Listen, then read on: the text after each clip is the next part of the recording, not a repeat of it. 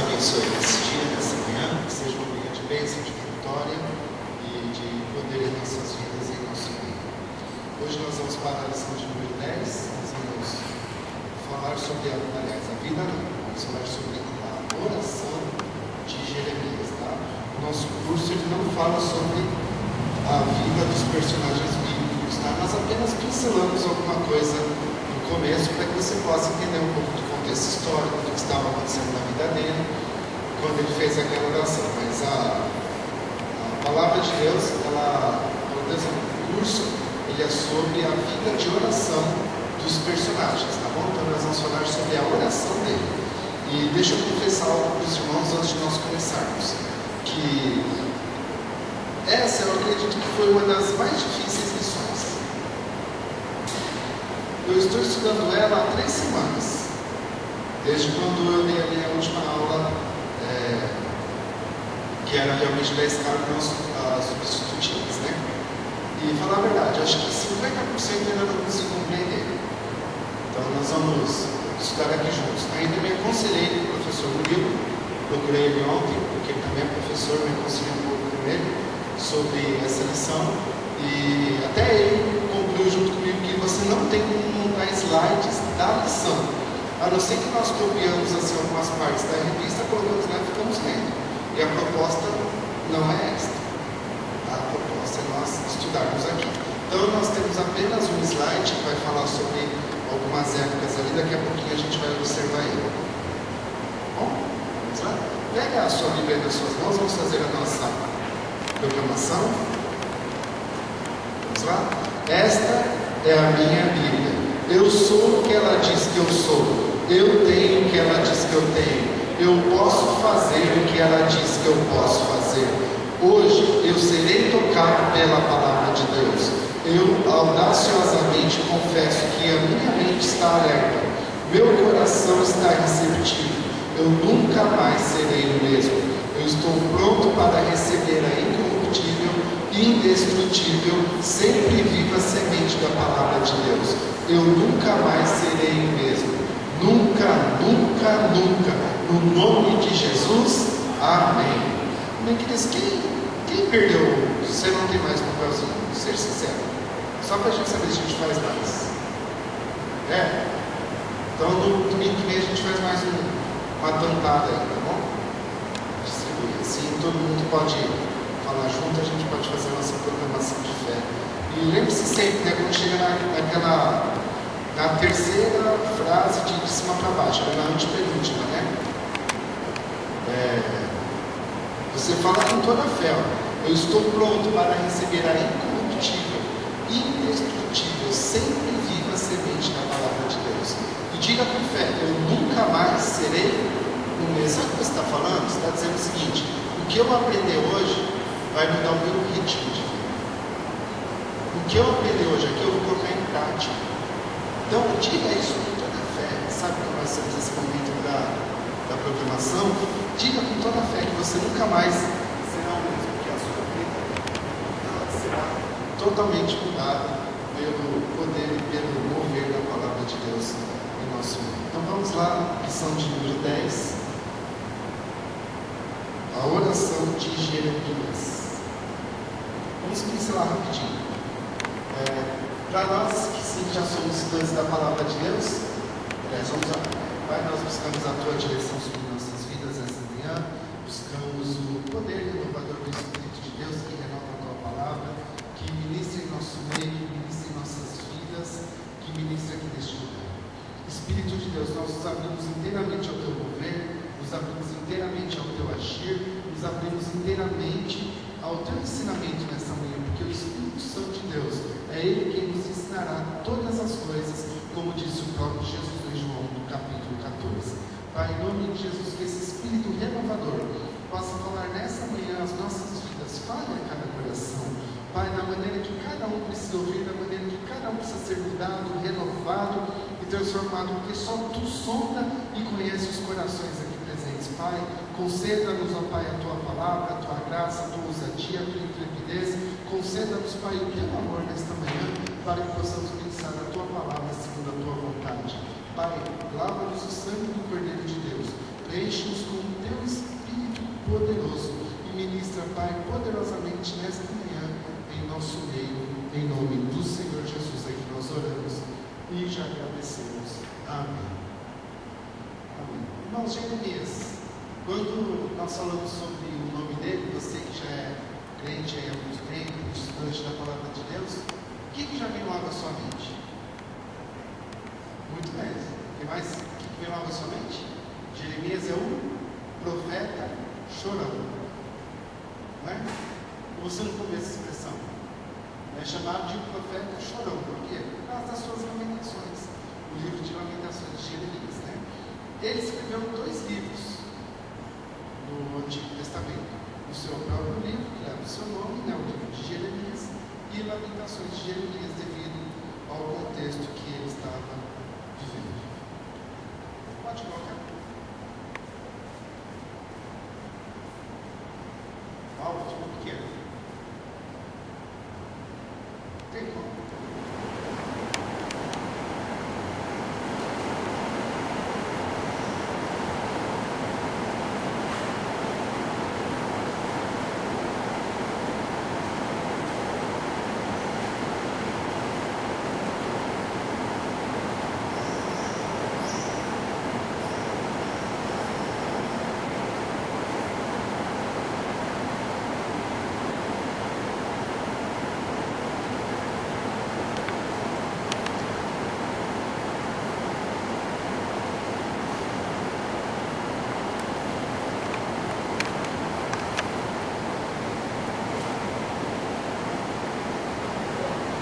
Melhorou, né?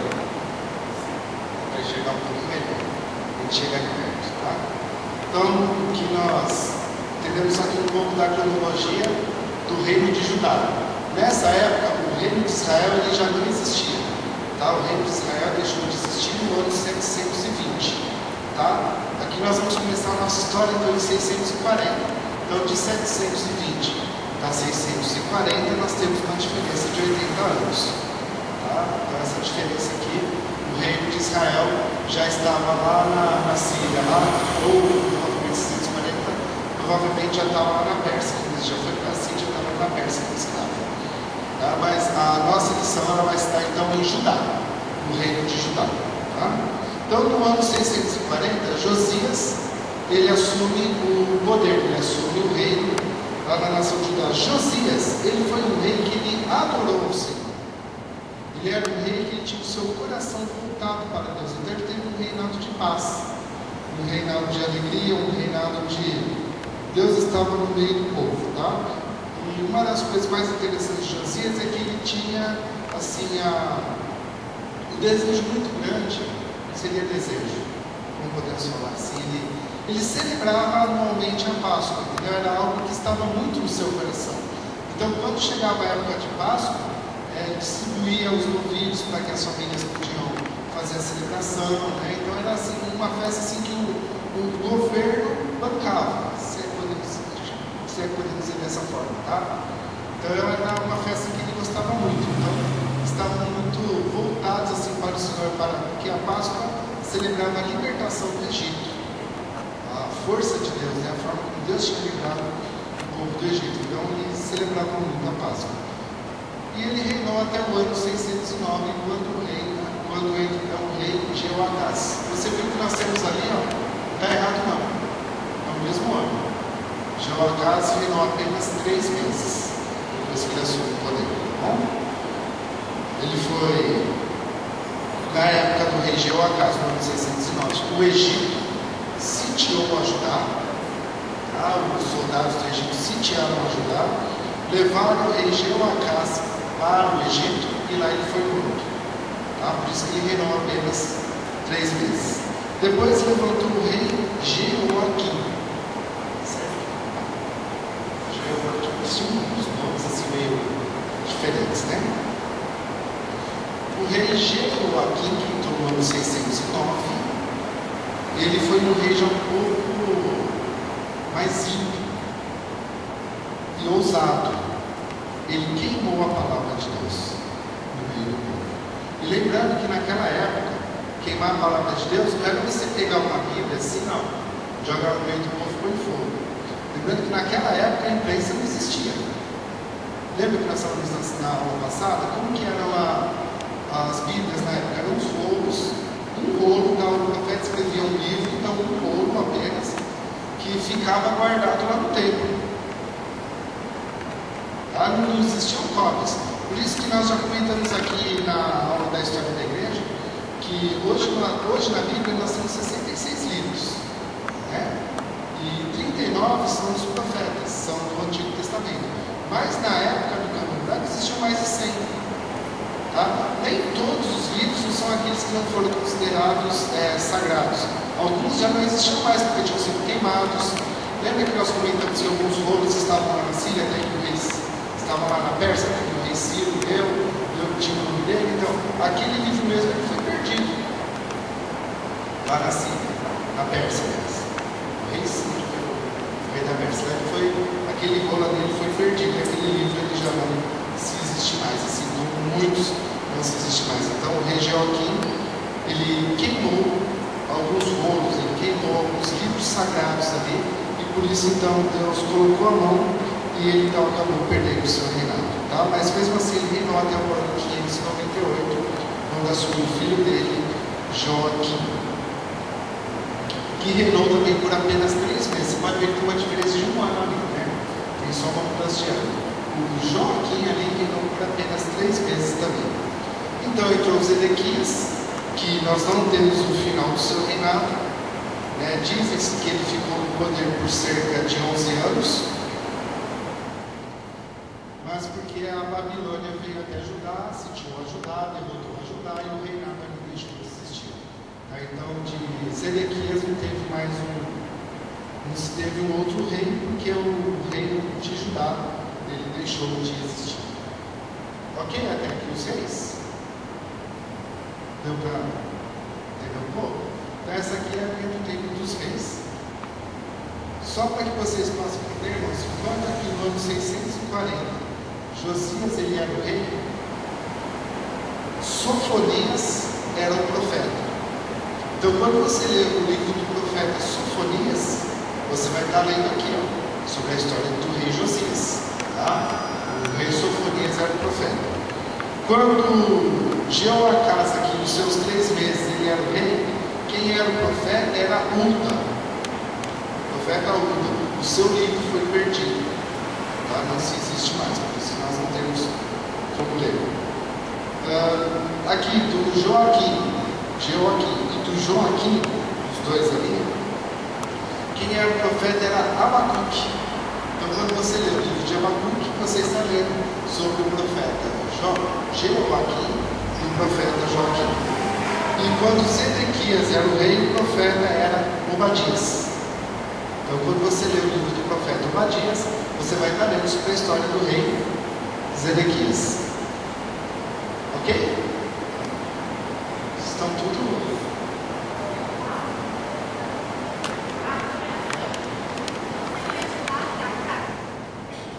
Eu não entendi.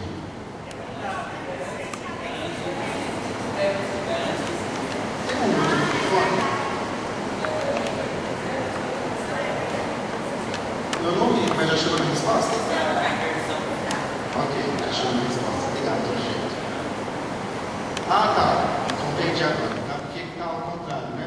Porque a contagem ali era decrescente ainda até Cristo. Depois de Cristo que ela passou a ser crescente. Ok? E o que isso tem a ver com Jeremias? Jeremias, ele foi profeta do ano 640,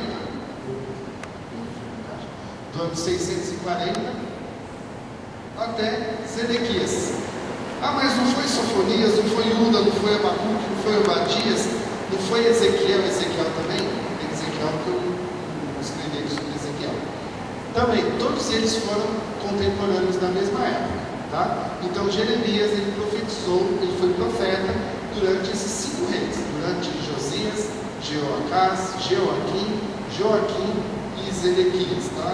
Então Jeremias, digamos assim, foi um profetão. Ele profetizou por 5 reinados. E detalhe, coitado, foi um dos mais apedrejados. Né? Porque quando ali o tal do Joaquim ele resolveu pôr fogo lá no os livros, um dos livros que ele pôs foi o de Jeremias. Você pode ver que Jeremias aqui, a história dele, o livro dele, ela não é completa. Ela não vai até o ponto da vida dele. Ele é só no início do seu ministério. Por quê? Porque a segunda parte do seu livro ela foi queimada pelo tal de Joaquim ali. E acabou queimando e perdendo então ali parte do seu livro. Ok, muito obrigado. Só até aí. Vamos para a parte espiritual. Então vamos lá. Jeremias, então, ele era um jovem profeta. Ele iniciou seu ministério então no ano 640, com apenas 20 anos de idade, escreveu 2 livros, foi profeta por 5 reinados, inclusive o último, né? E também conhecido como profeta da oração silenciosa. Então, nós identificamos muito com Jeremias, né? Ele era aquele profeta assim, que começava a orar, gritava, que pedia fogo do céu, e que os sinais aconteciam, que as coisas aconteciam. Ele era o profeta da oração silenciosa. Quando você lê o livro de Jeremias, o livro inteirinho dele, que embora não conta toda a sua história, o livro inteirinho de Jeremias, todos os seus capítulos são diálogos com Deus. Sabe, muito interessante a forma como ele trata com Deus, como se ele estivesse aqui e Deus estivesse sentado aqui na frente dele, os dois conversando. Naturalmente, uma linguagem assim, simples, uma linguagem popular, calmo, tranquilo e sereno. Ele falando e Deus falando com ele, e sempre ele ouvindo ao Senhor. Então ele é um exemplo nessa parte de oração para as nossas vidas. Porque hoje em dia a gente tem aquelas orações de Deus faz isso, Deus faz aquilo, a gente vê na televisão, tem uns pastores que oram assim, se falam, nossa, vai sair mais lá do trono daqui a pouco, né? De tanto assim que a gente clama, e que a gente põe, e que a gente coloca, e que Deus vai fazer, e que Deus vai operar, e o pessoal pula, e o pessoal grita, né? Nada contra, mas Jeremias, ele foi o profeta da oração silenciosa. Ele falava e Deus falava com ele. Todo o seu livro você vai ver isso. Agora a nossa lição aqui ela vai destacar apenas 5 orações de Jeremias. Nós vamos estudar elas aqui rapidinho. Vamos lá? A primeira delas se chama A Primeira Conversa. É o ponto número 1 da sua lição.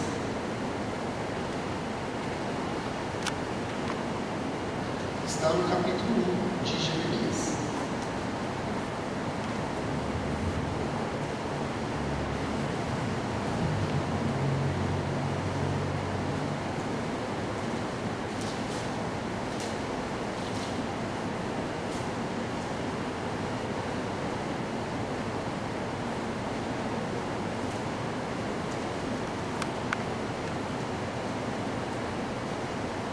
Jeremias 1, a partir do verso 5. Veio a mim a palavra do Senhor dizendo: antes que eu te formasse no ventre, te conheci, e antes que saísse da madre, te santifiquei, as nações te dei como profeta. Então disse eu: ah, Senhor Deus, não sei falar, não passo de uma criança. Mas o Senhor me disse: não digas, não passo de uma criança. Onde quer que eu te enviar, irás, e tudo que eu te mandar, dirás. Não temas diante deles, pois eu sou contigo, para te livrar, diz o Senhor. Então estendeu o Senhor a sua mão, tocou-me na boca e disse: agora pus as minhas palavras na tua boca. Vê, ponho-te hoje sobre as nações, e sobre os reinos, para arrancares e derrubares, para destruíres e arruinares, e para edificares e plantares. Veio a mim a palavra do Senhor: o que é que vês, Jeremias? E eu respondi: vejo uma vara de amendoim. E disse-me o Senhor: viste bem, pois eu velo sobre a minha palavra para cumprir. Veio a mim a palavra do Senhor segunda vez: o que és que vês? E respondi: vejo uma panela fervendo inclinada para o norte. Disse-me o Senhor: do norte se descobrirá o mal sobre todos os habitantes da terra. Estou convocando todas as famílias dos reinos do norte, diz o Senhor. Os seus reis virão, e cada um porá do seu trono à entrada das partes de Jerusalém, e todos os seus muros em redor contra as cidades de Judá. Pronunciarei contra o meu povo e os meus juízos por causa de toda a sua pois me deixaram queimar o incenso a Deus estranhos e se curvaram diante das obras de suas mãos. Cinge teus lombos, levanta-te e diz-lhes tudo o que eu mandar. Não te espantes diante deles, ou eu falarei que temas a sua presença. Eu te pus hoje por cidade fortificada, e por coluna de ferro, e por muros de bronze contra toda a terra, contra os reis de Judá, contra os seus príncipes, contra os seus sacerdotes e contra todo o seu povo. Pelejarão contra mim, mas não prevalecerão, pois eu sou contigo, diz o Senhor para ti. Então esta é a primeira oração de Jeremias, logo aqui no capítulo 1, quando ele inicia o seu ministério. Então, irmãos, vamos fazer algumas considerações. Verso 1 e 5. Primeira coisa que Deus fala a nossas vidas hoje, fala a nós, como crentes em Jesus, como Igreja Batista aqui de Descalvado. Primeiro, nós não nascemos à toa, nós não surgimos à toa, nós não estamos aqui nesse mundo para passar tempo, ou para os nossos próprios gracejos, tá? Deus tem nos levantado como profetas desta geração. Deus tem nos levantado como profetas desta cidade. Deus tem nos levantado como profetas deste lugar. Quando eu falo nós, estou englobando todos, tá? Desde o irmão Brás está ali na porta, ali, vigiando a porta que nós estamos no probleminha ali, até nós que estamos aqui na frente, vocês estão nos bancos, então todos nós fomos chamados aqui, fomos levantados como profetas de Deus. Tá? Deus ele te levantou como profeta dessa cidade. Ou você acha que foi à toa que Deus te trouxe a esse lugar? Ou você acha que foi à toa que Deus te colocou lá naquele lugar que você trabalha, com aquelas pessoas que você tem que conversar e conviver durante 8 horas por dia? Você acha que é à toa que Deus te colocou lá? Você acha que Deus tem um firme e grande propósito na sua vida, te colocando nesses lugares, ou te colocando dentro daquela sala de aula? Ou te colocando naquele comércio onde você trabalha, clientes, sai gente toda hora ali, você conversa com 1 milhão por dia? Você acha que é à toa que Deus faz isso?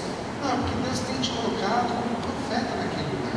Lembrando que profeta, irmãos, na época aqui do Antigo Testamento, o camarada iniciava o seu ministério profético, então o Espírito de Deus vinha de tempos em tempos sobre a vida dele e trazia algo sobrenatural da parte de Deus.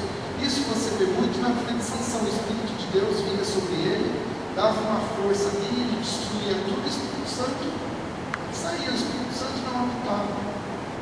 Hoje, na época da graça, no Novo Testamento que nós vemos hoje, o Espírito Santo ele está há quanto tempo em nossas vidas?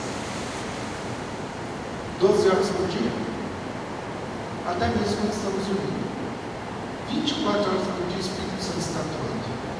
Então, irmãos, naquela época, ele podia ser profeta nas horas que o Espírito de Deus vinha sobre a vida dele. Hoje nós somos profetas em quanto tempo? Em todo o tempo. Vocês estão entendendo alguma coisa? Que a gente precisa ficar quietos. Querido, se você entender alguma coisa, você levanta a mão, tá? Tem mais professores aqui, tem o Altenir, tem o Murilo ali, a gente tenta ler a palavra de Deus e entrar no consenso, tá? Como eu falei para vocês, metade da lição o Espírito Santo vai fazer, porque eu li ela durante 3 semanas.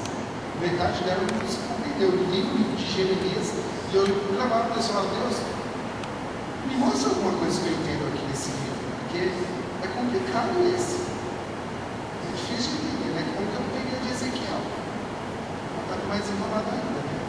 Mas que Deus possa falar. Então, queridos, primeira coisa que nós entendemos, nós fomos colocados como profetas nesse lugar. 1 Coríntios capítulo 13 e verso 11, acho que vai nos ajudar mais.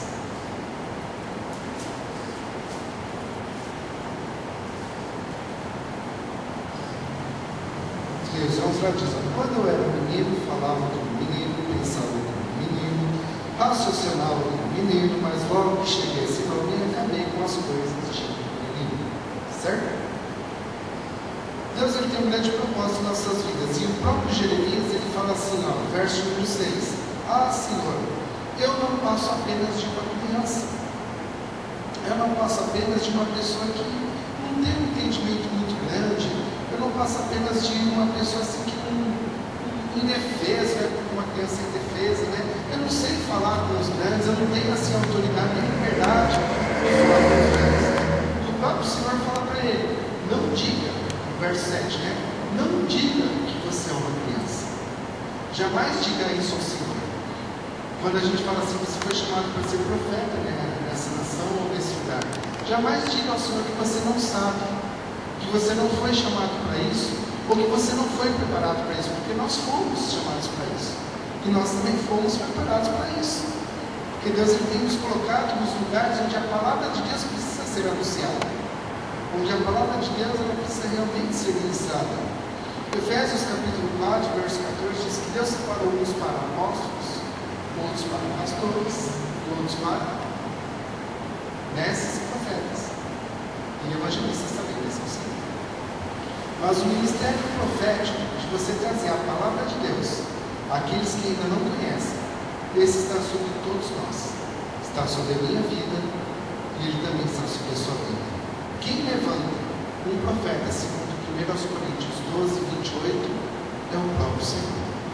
Então, quem tem levantado a sua vida como profeta nesse lugar, lá no seu trabalho, na sua família, na sua geração, é o próprio Deus. Mas sabe qual que é o maior problema que nós enfrentamos hoje? O maior problema é o problema que Jeremias aqui está enfrentando nessa nação. Verso 1.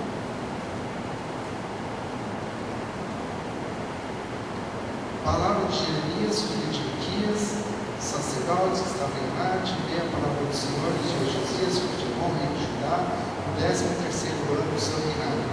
E lhe veio também nos dias de Joaquim, filho de Josias, rei de Judá, no 11º, e no ano de Zedequias, filho de Josias, rei de Judá, Jerusalém, capital do exílio, e do 5º mês. Então ele vai destrinchando aqui um pouco da vida dele. Você pode ver que em momento nenhum ele se chama de profeta. Você viu aqui como ele inicia o seu livro? Falando que ele era apenas um servo de Deus, apenas uma pessoa que conhecia Deus. Em momento nenhum ele se chama de profeta. Em momento nenhum ele se qualifica aqui nesse momento. E esse é o nosso problema hoje. Nós não nos portamos como profetas de Deus. Lá na nossa casa, no nosso trabalho, na nossa sala de aula, onde Deus tem nos chamado. Nós não nos colocamos como profeta, nós não nos levantamos como profeta. Deus ele tem trabalhado em nossas vidas e isso é algo que Deus ele quer cuidar de nós. Irmãos, tem uma coisa que você foi chamado, que você entenda isso, é que você foi chamado para ser bênção na vida das outras pessoas. Não transfira a bênção que Deus tem colocado sobre a sua vida para os outros. Não transfira de maneira nenhuma. Nós já falamos aqui em outras aulas, né? E eu gostaria até de repetir. Quando Deus te chamar para você orar por uma pessoa, Deus te dá uma revelação, querido, vai você e ora por aquela pessoa. Você sabe que uma pessoa está passando dificuldade, uma pessoa que você conhece lá do seu trabalho ou da sua família, você sabe que precisa de uma ajuda, tá? Não fica telefonando para a gente falando, olha, eu preciso que você vá lá e ore para aquela pessoa que você foi chamado para isso. Você foi chamado para ser bênção na vida das pessoas. Pela ordem, ovelha gera ovelha, pastor gera ovelha. Ovelha gera ovelha. E é para isso que nós somos chamados. Então a gente cabe a nós analisarmos um pouco da nossa vida, quanto tempo nós estamos aqui no aprisco do Senhor, como ovelhas dele. Quantas ovelhas nós já geramos? Somos produtivos? Ou somos improdutivos? Eu nem ligo muito bem já, porque eu estou derretendo. Não sei vocês. Obrigado. Você foi chamado para essa bênção na vida de outras pessoas. Você foi chamado. Não transfira assim para o seu pastor, para o seu líder, aquilo que Deus quer fazer através da sua vida. Irmão, seja ousado, se porte como um profeta de Deus. Se porte como um mensageiro do Senhor. Qual que é a diferença, querido? O sexto pilar da reforma protestante que diferencia e muda a igreja católica da igreja protestante. Qual que é? Pode falar para mim. O sacerdócio aqui, ele é universal. Ele é para todos. Todos foram chamados para pregar a palavra de Deus. Todos foram chamados para discipular. Todos foram chamados para ministrar a palavra. Todos foram chamados para trazer pessoas para o reino de Deus. Você foi chamado para isso. Porque se nós não estamos vivendo isso, é porque nós estamos aqui igualzinho Jeremias. Nós não estamos nos portando como profetas.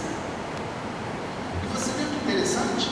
Aí Deus começa a falar aqui, ó, lá no verso 11, veio a minha palavra do Senhor. Verso 13, veio a minha palavra do Senhor. Verso 14, disse-me mais o Senhor. E Deus continuava insistindo com ele. Deus continuava falando com ele. Deus continuava levantando ele como profeta naquele lugar. Veio a minha palavra do Senhor, veio a palavra do Senhor, veio novamente. E algo muito interessante aqui no verso 11, que assim às vezes passa desapercebido. Então quando você vai pesquisar, você entende um pouco mais, né? Veio a minha palavra do Senhor e diz o que fez. Jeremias respondeu: eu vejo uma vara de amendoeira. Beleza, passou uma vara de amendoeira. O que isso aqui quer dizer? Sabe uma coisa muito interessante? Alguém, não sei se alguém que trabalha na terra, se for, acho que pode acontecer um pouco mais. A amendoeira, ela é a primeira que frutifica, é isso mesmo? Segundo o que eu pesquisei ali, ela é a primeira que frutifica. Alguém poderia explicar um pouco melhor? Ela é a primeira que frutifica, certo? Ou seja, não há tempo para ficar se perdendo. Hoje é tempo. Você não pode deixar para amanhã, porque se você deixar para quando todos os frutos estiverem prontos, o fruto da amendoeira ele já está estragado. Quando começam as demais colheitas, o fruto da amendoeira ele já está podre. A colheita da amendoeira é antes do que qualquer outro fruto. Você está entendendo?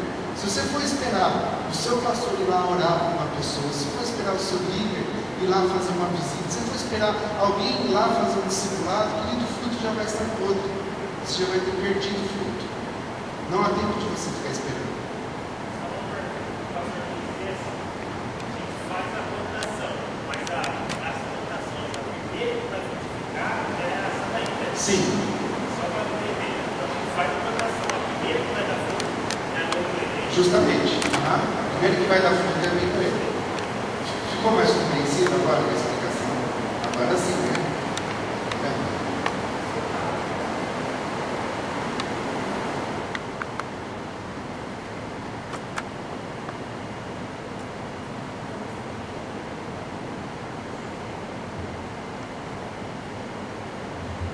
Deus falar para a gente fazer, a gente tem que fazer, né? Eu conheci uma pessoa que ela foi convidada a levar a palavra para uma pessoa e ela disse: hoje eu não vou não, deixa para depois. Eu vinha no outro dia. Aí no outro dia foi tarde, porque a pessoa sofreu um acidente naquele dia e morreu. Aí a pessoa falou assim: poxa, se eu tiver 5 anos, então às vezes Deus fala assim: vai fazer isso, ou quer a gente para orar para certa pessoa, a gente fala: não, agora não, deixa para depois. Depois pode ser tarde demais, né? Quando Deus falar para fazer, a gente tem que ir fazer. Há 8 anos atrás eu passei por isso. Uma mãe chegou a ligar na minha casa e falou assim: olha, irmão, se tem uma pessoa que ele ainda ouve, é você. Se você puder vir conversar com ele, eu te agradeço. Isso é uma quarta-feira. E no meu egoísmo eu pensei assim: não sou eu o líder de jovens, o líder de jovens que vai lá visitar. O líder de jovens que vai lá falar com ele. Comigo. E sabe uma coisa? Quando eu lembro disso, baguei no meu coração até hoje. Sabe? Eu sempre lembro disso. Fiquei muito gravado na minha vida. Até os dias de hoje. Eu me arrependi de pedir perdão várias vezes ao Senhor. Não sei se Deus já me perdoou. Espero que sim. Com a família eu nunca mais quis falar. Não.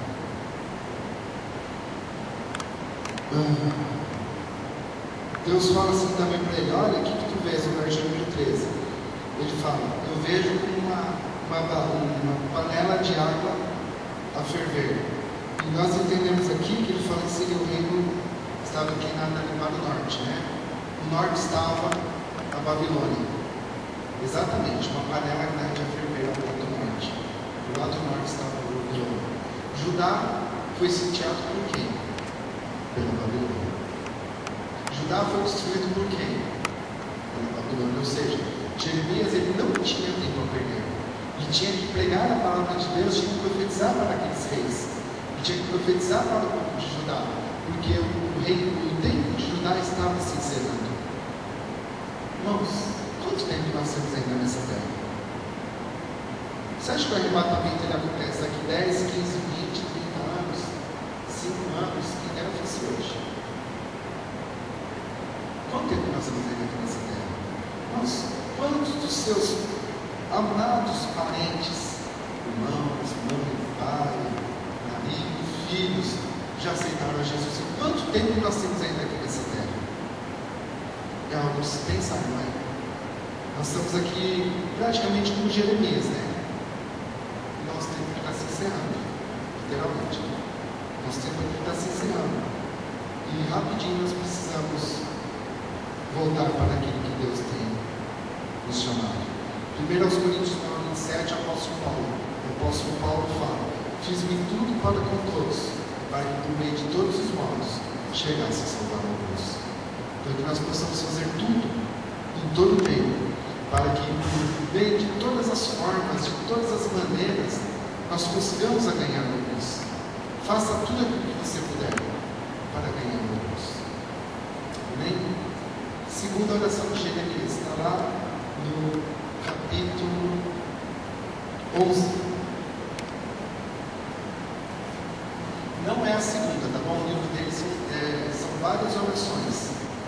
São mais de 50. Mas nós vamos destacar algumas. Então, a segunda que nós vamos destacar está no capítulo de número 11.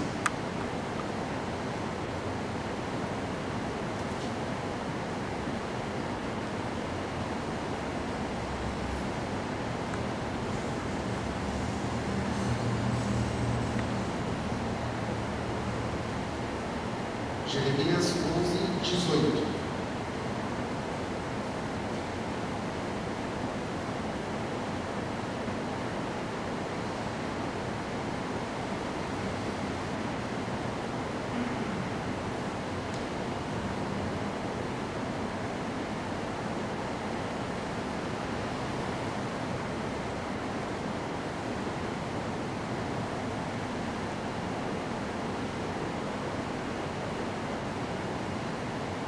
Jeremias 11:18. Porque o Senhor me fez saber a sua conspiração, e eu soube, pois, nesse dia me fez ver as suas ações. Eu era como um manso cordeiro que levavam à matança, não sabia que tramavam projetos contra mim, dizendo: destruamos a árvore com o seu fruto, condenemo da terra para viver, para que não haja mais memória de seu nome. Mas, ó Senhor dos Exércitos, que julgas com retidão, que provas a mente e o coração, veja a tua vingança sobre eles, pois a ti descobri a minha causa. Portanto, assim diz o Senhor acerca dos homens de Anatote, que procuram a tua morte e dizem: não profetizas no nome do Senhor, para que não morras a nossa mão. Portanto, assim diz o Senhor dos Exércitos: eu os punirei. Os jovens morrerão na espada, os seus filhos e suas filhas morrerão de fome. Não ficará deles nenhum resto, porque farei vir o mal sobre os homens de Anatote no ano de seu castigo.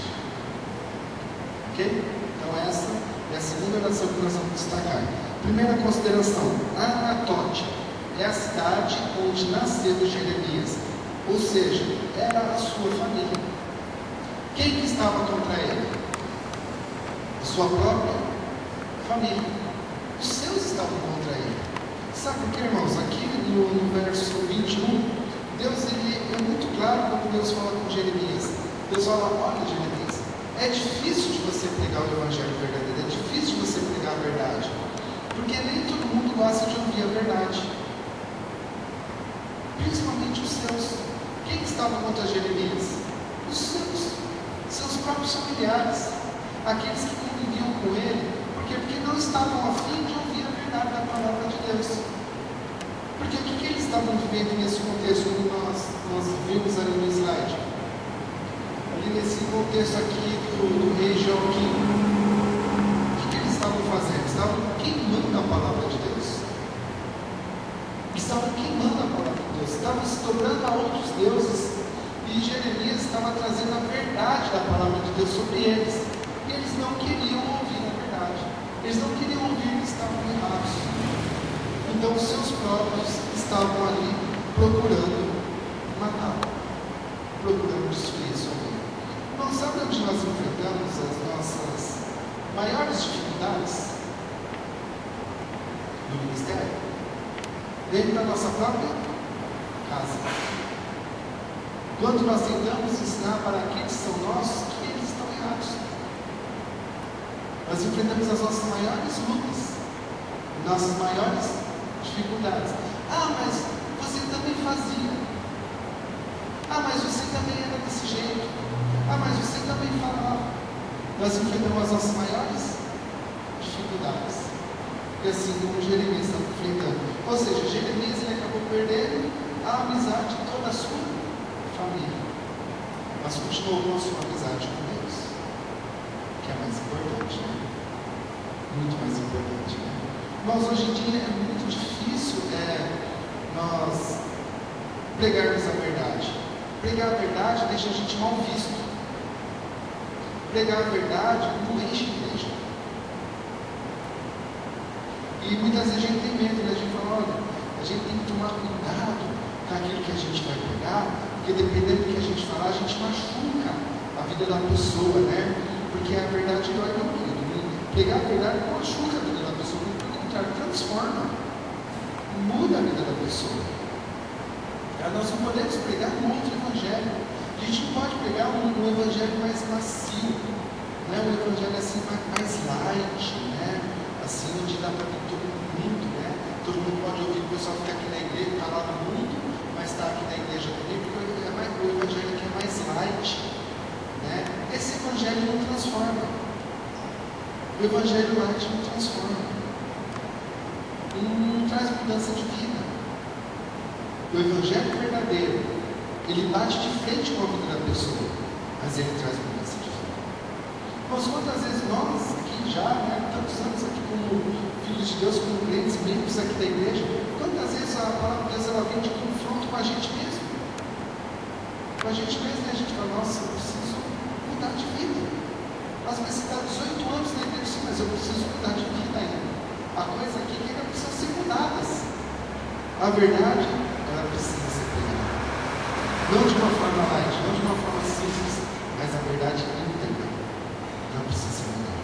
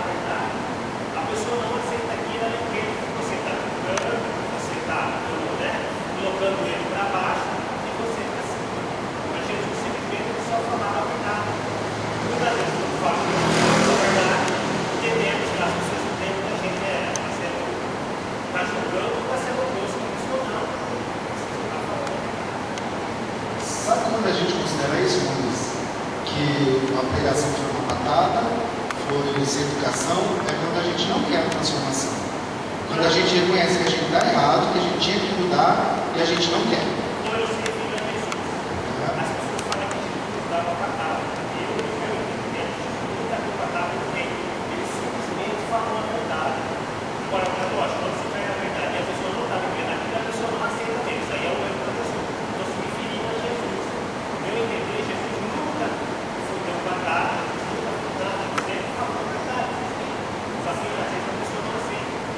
E aqueles que aceitaram a mensagem de Jesus nunca consideraram ela uma batata. Mas aqueles que não queriam mudança de vida, mandaram crucificar. Então, quando a gente não está afim de que a mensagem transforme a gente fala, ela foi sem educação, ela foi da carne. Da carne, né? Da carne de quem está ajudando da carne. Está querendo viver na carne dele. Meus irmãos, terceira oração aqui destacada está lá no capítulo 15. Tá? No capítulo 14 ele tem uma oração também, mas a próxima a ser destacada está lá no capítulo 15, tá? 15, verso 15. Tu, ó Senhor, me conheces, lembra-te de mim e visita-me. Vinga-me dos meus perseguidores, não me arrebasses por tua longanimidade, sabe que por amor de ti tenho sofrido afronta. Achadas as tuas palavras longos comigo, e és-me formoso e alegria ao coração, pois pelo teu nome me chamam, ó Senhor Deus dos exércitos. Nunca me assentei na roda dos que se alegram, nem com aqueles que me regozijarei por causa da tua mãe, e assentei solitário, pois me encheste de indignação. Porque dura a minha dor continuamente, e a minha ferida é dolorosa e incurável. Serias tu para mim como um ilusório ribeiro, como águas inconstantes? Portanto, assim diz o Senhor: se tu voltares, então te voltarei e me servirás. Se apartares o piedoso do vil, serás o meu porta-voz. Torne-se eles para ti, mas não voltes tu para eles.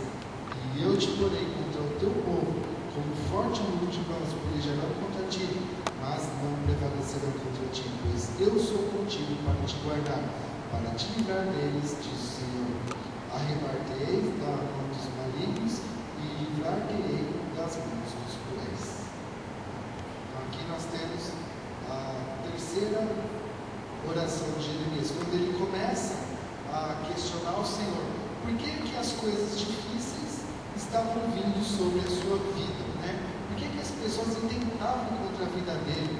E ele começa a falar aqui, principalmente no verso 17, ó, eu nunca me assentei na roda dos escarnecedores, tá? Entre outras palavras, nunca me assentei com aqueles que falam bobagens, sempre fui solitário, sempre busquei o Senhor, sempre estive na sua presença. No verso 18, parece que está falando do verso do Salmo 1, né? Que interessante. Eu sou como uma árvore plantada junto ao ribeiro das águas, e isso aqui. E começa a falar um pouco sobre o quanto ele era justo diante de Deus e o quanto que o ímpio prosperava.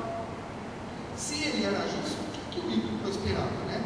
Primeira consideração, irmãos, quem foi que falou para você que você estando com Jesus, a sua vida seria um mar de rosas? Quem foi que falou essa besteira para você? Aqui nessa igreja não foi. Aqui ninguém nunca te falou isso. Se você vier para Jesus, você aceita Jesus hoje, amanhã você vai lá no banco, tira um extrato, a sua conta está no azul, com vários zeros a mais. Ninguém nunca te falou uma besteira dessa. Quem foi que falou que viver com Deus seria assim, um mar de rosas, não viriam tempestades? O que Deus fala para ele aqui, lá no verso de número 20 e no verso 21, aqui no final dessa oração, para nós concluirmos ela rapidinho, que enquanto nós passamos por dificuldades, Deus está alinhando a nossa vida totalmente para a vontade dele. Quando nós passamos por dificuldades, nós buscamos mais o Senhor. Quando nós passamos um momento difícil, um momento de doença, ou um momento complicado lá na nossa vida, nós alinhamos o nosso coração totalmente à vontade de Deus. Irmãos, é tão interessante quando as pessoas passam assim, vem nos procurar, pede um conselho porque está numa dificuldade. Irmãos, é tão bom que você vê a pessoa na terça de oração, você vê ela na quinta-feira, você vê na sexta-feira de oração, vem no domingo de manhã, vem no domingo à noite, chega mais cedo, né? Quando a pessoa passa por dificuldade, parece que ela se alinha à vontade de Deus, né? E desliga a televisão na hora da novela e vai orar em casa. Agora, quando está tudo bem, quando está tudo uma maravilha, quando está tudo uma beleza, parece que abandona um pouco, né? Depois, quando ela recebe a vitória, você já não vê mais na terça, já não vê mais na sexta de oração, quinta-feira vem algumas, domingo de manhã está um luxo. Você não não vê mais. Né? É uma lenda. Passou. Foi aquela época. Então, muitas vezes, a dificuldade, ela vem em nossas vidas para mostrar quem que é o Senhor das nossas vidas, para alinhar a nossa vida com a vontade dele. Ok? Então, essa é a dúvida, essa é a oração de Jeremias aqui, né? Se eu é que sou uma pessoa segundo a vontade de Deus, por que o ímpio prospera? Aí Deus fala: olha, Jeremias, é para te alinhar a minha vontade, é para te colocar direitinho dentro do meu caminho, para que você seja uma pedra polida e lapidada, perfeitinho, segundo aquilo que eu quero para você. Muitas vezes a gente quer a nossa vida do nosso jeito, né? A gente quer a nossa vida da nossa forma, porque a gente acha que seria legal, mas deixa da forma como Deus acha legal, deixa da forma como Deus acha legal, será muito melhor. Tá? Então, quando você passar por dificuldade, irmãos, tá? Agora nós estamos falando assim, de dificuldade que você mesmo provoca na sua vida, né? Não dificuldade que você mesmo provoca. Nós estamos falando aqui de dificuldades alheias, de dificuldades que o diabo coloca nas nossas vidas, né? Porque ele é a grande dificuldade que a gente provoca, né? Que nem outro dia veio um momento de oração, eu já contei para vocês. Que estava sofrendo dificuldades com o patrão dele estava perseguindo ele. Tudo bem, nós oramos. Aí pouco tempo depois a gente ficou sabendo que o horário dele de entrar era 7 horas, ele chegava às 7h15, chegava às 7h20, tinha dia que chegava às 7h30, e o patrão que estava perseguindo ele. O patrão que falava mal dele. Então tem dificuldade que a gente provoca na nossa vida. Tá? Tem dificuldade que Satanás coloca. Mas quando Satanás colocar alguma dificuldade na nossa vida, fica sossegado, que Deus está cuidando da sua vida. Deus está proporcionando. Sim. E às vezes, se eu não vigiar, eu posso estar numa situação difícil. Depois, aí o diabo, o irmão, para as pessoas, mas tem os dois lados, né? Aquela que me coloca Deus na fora, mas aquela que não me semeia, ficava também. A desobediência é uma princípio. Justamente a palavra de Deus ela fala: de Deus não se esqueceu que o homem semear, isso ele também colherá. Tá? E o versículo para acrescentar que não tem aí na revista no ponto aí é o Salmo 119, 71. Você pode anotar na sua casa para você ler. Vamos lá, agora é a quarta, né? Isso. Mais uma oração de dúvida. Tá? Está lá em Jeremias capítulo 12. Jeremias capítulo 12, do verso 14, Deus respondendo, tá? Do verso 1 ao verso 13, é Jeremias perguntando. Bom? Agora, do verso 14 ao 17, Deus respondendo. Vamos ler a resposta de Deus, verso 14. Assim diz o Senhor acerca de todos os seus bons vizinhos, que se apoderam da herança que dei ao meu povo de Israel. Eu os desarraigarei da sua terra, e da casa de Judá arraigarei no meio do povo deles. Mas depois de os haver arrancado, tornarei a ter compaixão deles e os farei voltar cada um à sua herança, cada um à sua terra. Se diligentemente aprenderem os caminhos do meu povo, jurando pelo meu nome, tão certo como vive o Senhor, como ensinaram o meu povo a jurar por Baal, então serão edificados no meio do meu povo. Mas se não quiseres ouvir totalmente, arrancarei a tal nação e a farei perecer, assim diz o Senhor. Então Deus está falando aqui para Jeremias: olha, essas nações vizinhas que estão tentando se apoderar da terra de Israel, da terra que eu tenho por herança ao meu povo, tá? Então eu vou tirar vocês e vou tirar também eles, mas por compaixão e por amor a vocês, eu os darei a terra novamente, eu só vou congregar novamente nesse lugar. Mas, verso 16: se diligentemente o meu povo aprender o meu caminho. Se diligentemente o meu povo aprender o meu caminho. Isso, irmãos, eu achei interessante esse versículo 16 aqui, não seria questionamento, nem imposição, é Deus falando aqui. Fala: olha, o meu povo, aqueles que me servem, aqueles que me seguem, da mesma maneira que eles juram por Baal, que eles se dobram, vem no versículo 16, irmão, que eles se dobram diante de Baal, eles precisam aprender o meu caminho. Irmãos, gente entender. Eu falo para você, eu não consegui entender isso aqui. Como que o povo de Deus tinha ainda que aprender o caminho de Deus? Como que o povo de Deus ainda se dobrava diante de Baal? Aqui no verso 16, ó, o meu povo precisa aprender o meu caminho. Nós muitas vezes nós estamos aqui na igreja, mas parece que a gente não vive o caminho de Deus. Há quantas coisas que ocupam o lugar de Deus no nosso coração? Quanta idolatria ainda existe na nossa vida? Ah, mas eu já joguei fora a Aparecida, já joguei fora o Bastião, já joguei fora o São Benedito, já joguei fora tudo. Mas quantas coisas ainda batem no nosso coração? Nossa, mas o meu trabalho é fenomenal. Eu sou uma pessoa fantástica. Eu sou uma pessoa muito boa. Eu sou um grande exemplar. Eu sou maravilhoso naquele ministério que eu executo lá na igreja. Se não fosse eu, o negócio lá não aconteceu. Cuidado com aquilo que toma o lugar de Deus no seu coração. Cuidado com a motivação que você tem na igreja. Não, porque se eu não frequentar os cultos, vão me tirar do meu cargo. Mas o que é mais importante para você? A função que você tem ou o Senhor que te salvou? Cuidado com a intenção que bate no seu coração. Só um lembretinho, tá? No Salmo 139, eu gosto muito desse versículo, ele fala assim, que Deus ele sonda e conhece as nossas atitudes. Ele sonda e conhece o nosso coração, a raiz da nossa atitude. Muitas vezes, querido, nós fazemos a coisa certa, que é buscar o Senhor, mas com a intenção errada, que é receber as bênçãos da mão dele apenas. Muitos e muitos querem apenas servir ao Senhor para receber aquilo que ele tem para dar. Queira servir ao Senhor por aquilo que ele é. Ele é o Senhor das nossas vidas. A quinta oração está lá no capítulo 33, a quinta e última oração. Não é a última oração de Jeremias, tá? É a última oração que está. Tá? Então, o capítulo 50 ali tem muita oração que Jeremias fez. Deus falando, Deus respondendo. Você entendeu, querido, até agora, porque nós confundimos que Jeremias ele era profeta da oração silenciosa? Porque ele não brigava com Deus, ele ficava assim, clamando e tal e tal. Ele falava e Deus respondia. E Deus mandava ele fazer e ele obedecia. Tá?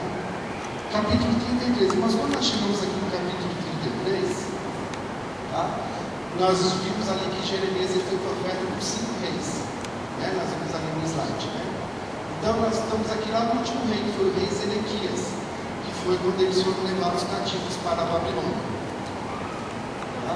Então nesse momento aqui, Jeremias estava preso em Judá, estava preso lá no pátio, os soldados estavam em volta de Judá, sitiando, eles estavam presos no pátio, eles não tinham como sair da cidade, não tinham como buscar água, não tinham como buscar plantação, não tinham como sair ali daqueles arredores, então eles estavam presos, não tinham nem como voltar para suas casas, estavam presos no pátio da cidade, os soldados da Babilônia tinham sitiado toda Judá.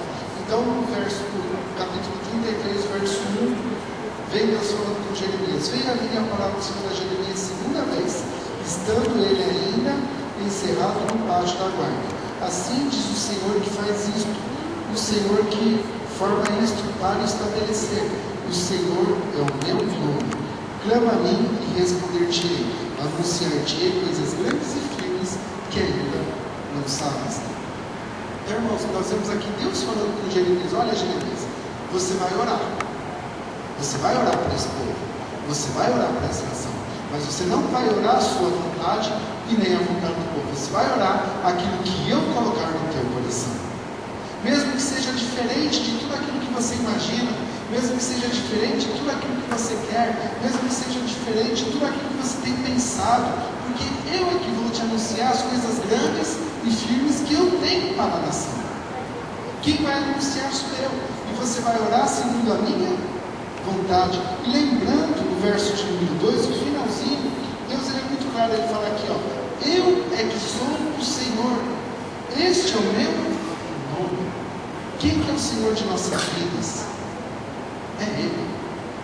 Então, irmãos, quem que vai comandar as nossas vidas? É Ele. Querido, você pode enrolar de orar, pedindo para Deus te dar os números da Mega Sena. Deus não vai te dar. Porque quem é o Senhor da sua vida? É Ele. Deus, Ele não é um velhinho que está lá sentado no trono, ouvindo todos os nossos pedidos, tudo aquilo que a gente quer, para atender os nossos pedidos. Muitas vezes a gente confunde Deus com o Papai Noel, né? Pensa que é só a gente mandar a cartinha lá para cima e esperar que no dia de manhã, debaixo da árvore, vai estar lá a caixinha bonitinha, o presentinho lá, a bênçãozinha vai estar lá. Deus, Ele é muito claro, Ele fala assim, ó, clama a mim, mas clama a minha vontade. Ora a mim, mas ora a minha vontade. Quem é o Senhor? Verso número 2, sou eu. Eu é que sou o Senhor. Eu é que vou estabelecer a minha vontade. Eu é que vou estabelecer aquilo que eu quero. Quando nós entregamos a nossa vida ao Senhor, Ele passa a ser o Senhor, Ele passa a ser o dono. Então, querido, não tem mais aquilo que a gente era a Deus. Eu queria tanto que o Senhor me desse aquilo. A nossa oração tem que ser diferente. Pai, eu estou passando por essa dificuldade. O que o Senhor quer da minha vida nesse momento? O que o Senhor quer que eu faça nesta hora? Viu por que é importante ouvir? Viu por que nas orações de Jeremias, aqui, ó, principalmente aqui no capítulo 33, Jeremias não falou nada. O único que falou aqui foi o Senhor. Mas ele estava em oração? Estava, mas quem estava falando naquele momento era o Senhor. Irmãos, no momento de oração, o mais importante é ouvir do que falar. Mais importante é ouvir. Quantas vezes antes da gente orar, a gente começa a falar, porque eu preciso, porque olha a dificuldade, olha o que está acontecendo, olha aquilo, olha aquilo. Aí quando a gente começa a orar, Deus começa a falar. Eu é que estou mandando. Eu é que quero desse jeito. A gente fica quietinho, e fala, nossa, estou bem de Deus agora. Deus deu uma correção agora caprichada. Amém. Mais importante no momento de oração é ouvir do que falar. E essa aqui foi a quinta oração de Jeremias. Bom, tem uma revisão que eu gostaria de ler para vocês.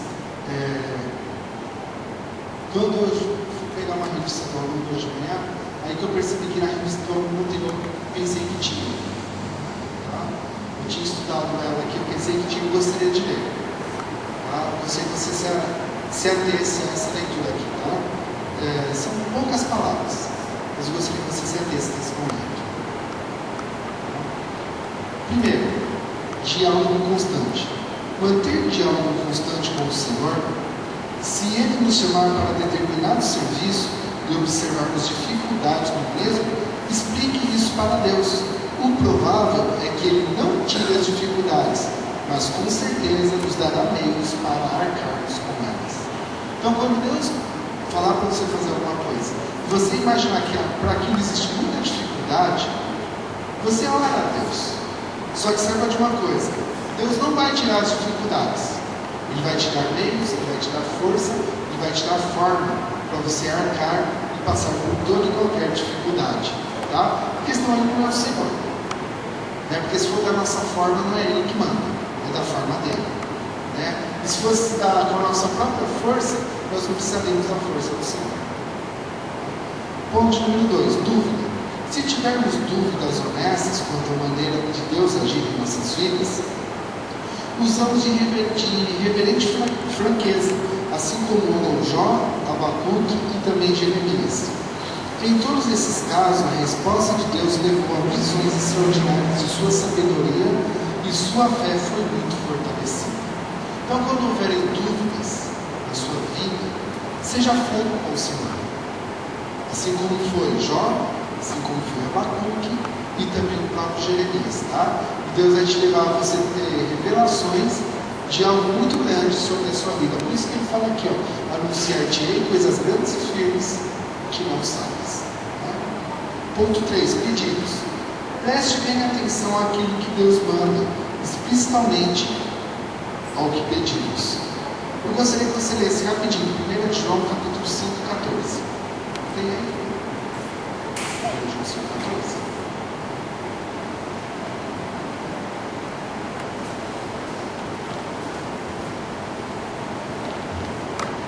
E esta é a confiança que temos nele, que se pedirmos alguma coisa segundo a sua vontade, nos deu. Se pedirmos alguma coisa segundo a sua vontade, segundo a vontade dele, ele nos ouve. Tá? Outro ponto. Aceite as respostas de Deus. Nem sempre Deus vai te responder sim.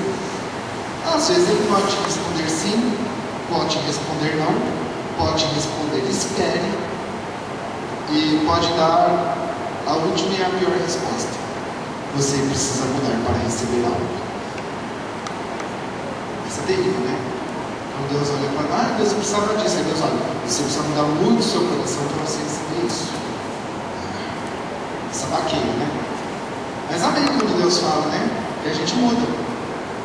Tá? E o último ponto aqui. Fiquemos atentos às mudanças que Deus requer de nossa maneira de orar e nossa maneira de viver, assim como foi na vida de Jeremias. O Senhor observava bem quem está à sua presença e aproveita a oportunidade para fazer seus próprios pedidos. Esses pedidos são, na verdade, ordens, pois Ele é o Senhor. Ao atendermos o que Ele quer que sejamos ou façamos, seremos moldados cada vez mais segundo a imagem de seu Filho, Jesus. Então fique atento às mudanças que Deus quer fazer na sua vida, tanto na sua vida de oração, como em todas as suas atitudes, na sua maneira de viver. Pois Ele é o Senhor, e Ele quer nos moldar cada vez mais segundo a imagem de seu próprio Filho, Jesus. Tá? Por isso que na lição aqui, bastante coisa nós mostramos através da vida de Jesus, porque Ele quer nos moldar segundo a imagem do seu próprio Filho, Jesus. Amém, queridos? Vamos orar? Pai, em nome de Jesus, nós te agradecemos por esta manhã, te agradecemos, ó Deus, por esse pequeno momento que estivemos aqui ouvindo a tua palavra, mas, Pai, que nós possamos nos portar, ó Deus, como profetas dessa geração, como homens e mulheres que o Senhor levantou para anunciar a tua palavra àqueles que ainda não conhecem, que nós possamos enfrentar, ó Deus, as dificuldades de pregar o Evangelho verdadeiro, de não pregar o Evangelho, Senhor, besterol, de não pregar o Evangelho que não muda e que não transforma, mas que possamos pregar o Evangelho íntegro, o Evangelho puro, o Evangelho genuíno. Pai, que não hajam dúvidas em nossas vidas, mas todas elas sejam esclarecidas segundo a tua vontade e segundo o teu querer. Pai, que possamos clamar a Ti, segundo aquilo que o Senhor tem proposto em nosso coração, que possamos alinhar a nossa vida à tua vontade, sabendo sempre que Tu és o Senhor, Tu é quem comanda e Tu é quem vai à nossa frente. Pai, nós entregamos as nossas vidas ao Senhor e que o Senhor tome o primeiro lugar a cada dia, em nome de Jesus. Transforma-nos, ó Pai, a nossa maneira de orar, a nossa maneira de viver, muda-nos, ó Pai, segundo a Tua vontade. Assim nós oramos e te agradecemos em nome de Jesus.